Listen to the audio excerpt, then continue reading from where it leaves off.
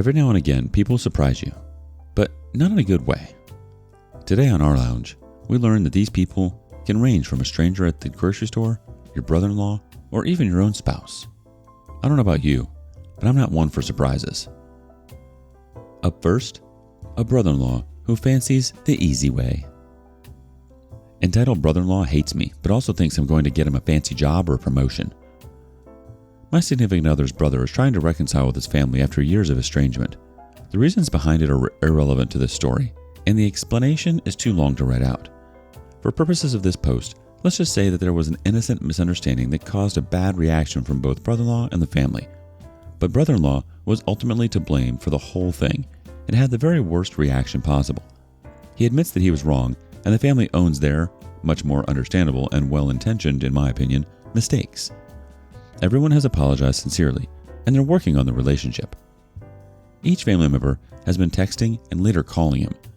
I only met him once briefly before the big blow-up, so we didn't have a relationship. He was invited to Christmas, which both significant other and I were worried about, but we still went to his aunt's house. Everything went well between brother-in-law and the family, and I was so relieved and happy to see that. His wife and stepkids were very nice and seemed much more comfortable with us than brother-in-law. Everyone liked them right away. The only problem is that he hates me. We work in the same industry, but I'm several rungs above him and 5 years younger. He asked around about me after he found out what I do, and it turns out that I used to be brother-in-law's current boss's boss a few years ago. The thing is that I have a natural ability, for which I take no credit since I'm simply lucky enough to have been born with it, that makes my job much easier. There are only a few of us in our industry. He has to work harder for the same result. It's not fair, but it's also not my fault. This man spent 3 hours looking at me like I had just killed his whole family. My significant other says he's insanely competitive and absolutely seething because he can't really say much to me without coming off like the a-hole he really is. I probably make double his salary, which pisses him off as well. My significant other isn't optimistic about this reconciliation and is worried that brother-in-law will hurt his mom and aunt again. He's convinced brother-in-law is crawling back because they're both in their 90s now and he's hoping for an inheritance. We bought his mom's house and there isn't much else to inherit. I don't know brother-in-law well enough myself to determine if he's actually that type of person, but also have no reason to doubt my significant other. Brother-in-law told my significant other that he wanted me to get him hired with one of my clients or recommend to his boss that he get a promotion and a raise. Significant other told him to ask me himself because, according to him, brother-in-law never will because that would be admitting that he needs my help and that he's beneath me.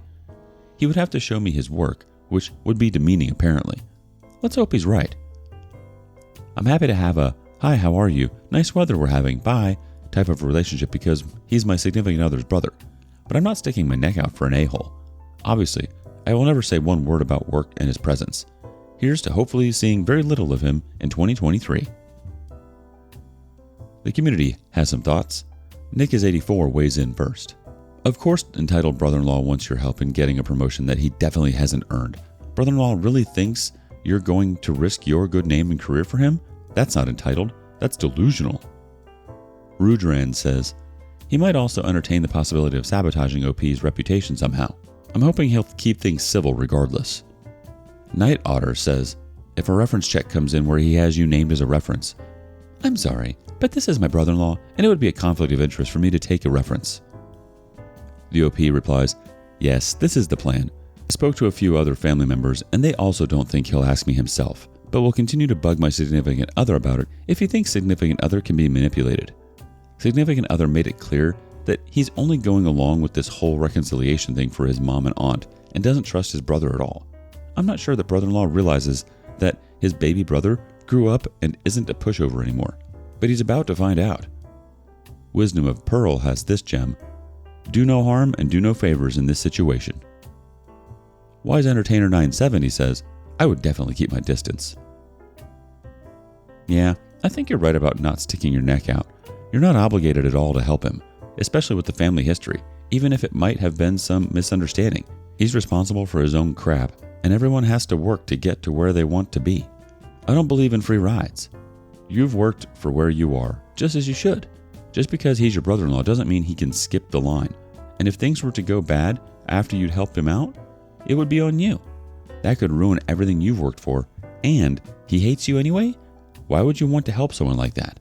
The only reason he hates you is because he wants to be you, and likely wants to see you fall. There's some dark motives here. Have you ever been in a similar situation? What would you do? Next, a customer with some sticky fingers.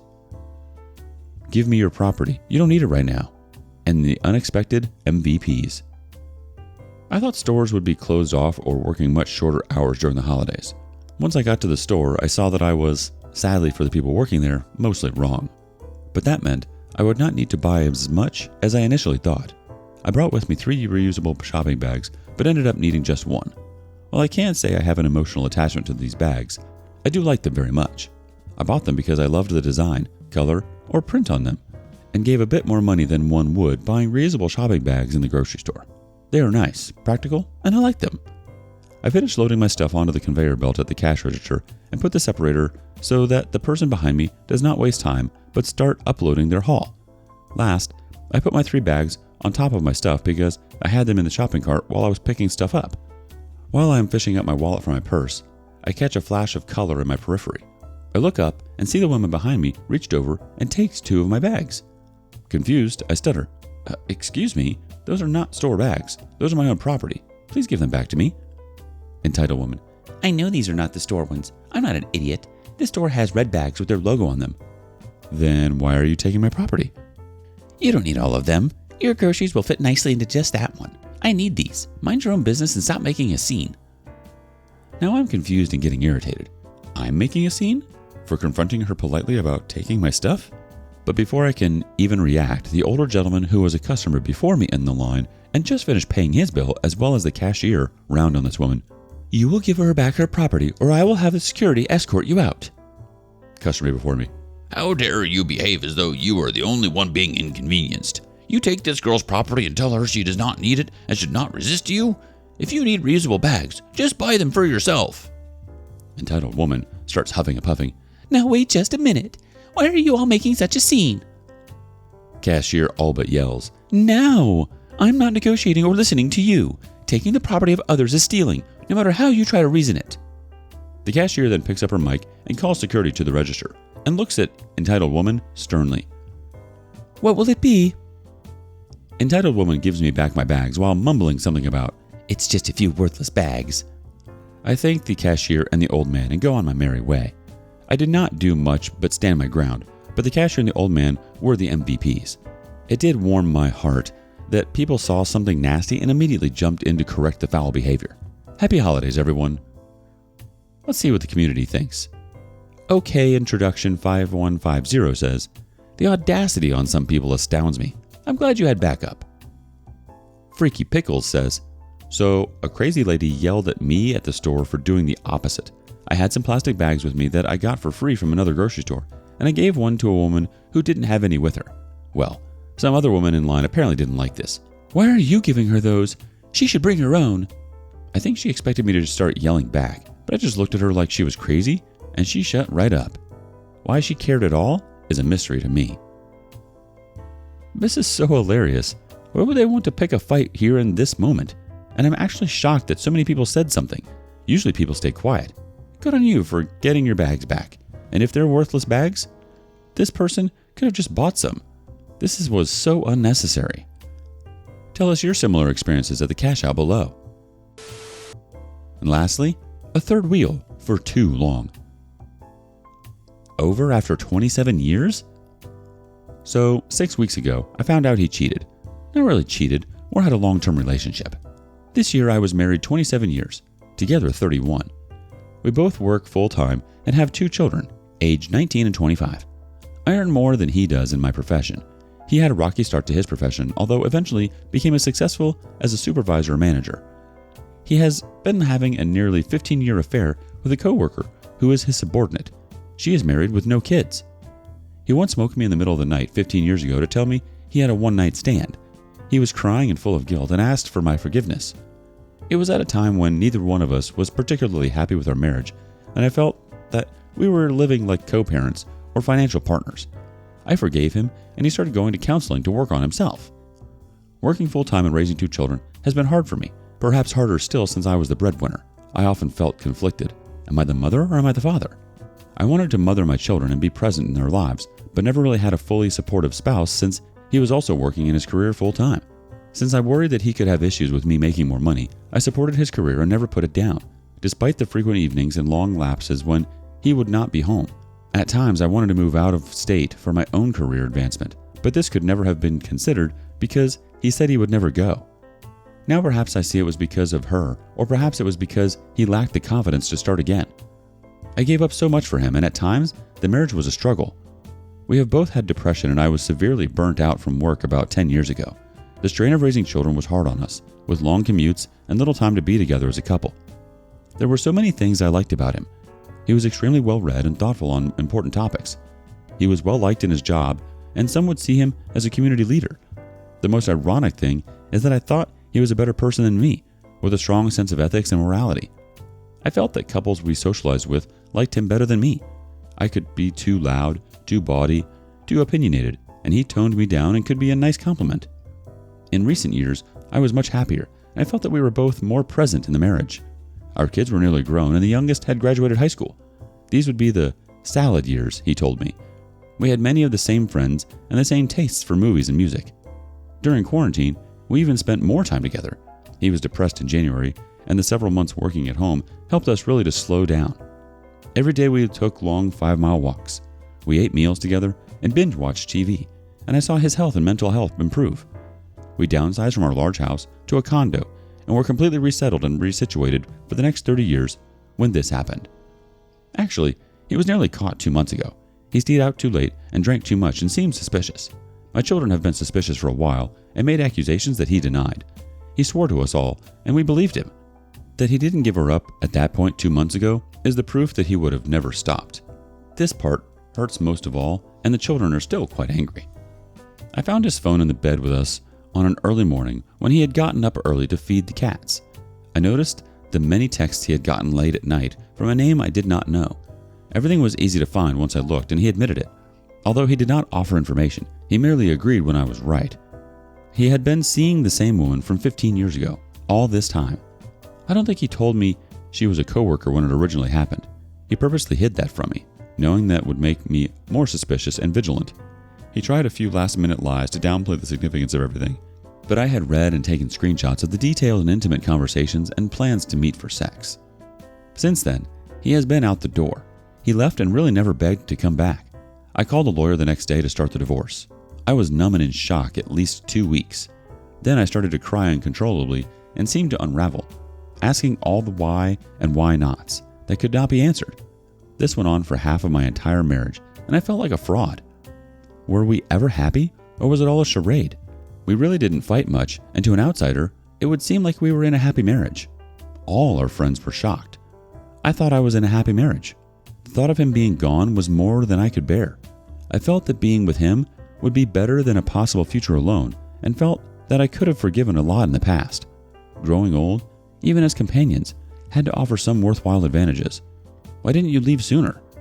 It seems cruel to do this to me when I am older, less attractive and more vulnerable. How could anyone live such a lie? To have dual relationships for such a prolonged period of time? Why did she want this and stay in her own unhappy marriage? A few times a week I think that I want to take him back, to return to my old life. But that does not seem possible, right? It seems like that would be a grave disservice to myself as a person. Some of these feelings started to change when I immersed myself in divorce and self-help books. The recurring theme of these materials seems to be that I was in denial to the truth and chose also to live a lie. As painful as that is to admit, there is also an enormous community of people who have overcome something like this and swear that their life got better after divorce. From my perspective, it still does not seem possible, but I am starting to think I can survive. The community offers some words of support. Swansong Blue says, "Sadly, OP, you appear to have been the well-paid third wheel in all of this.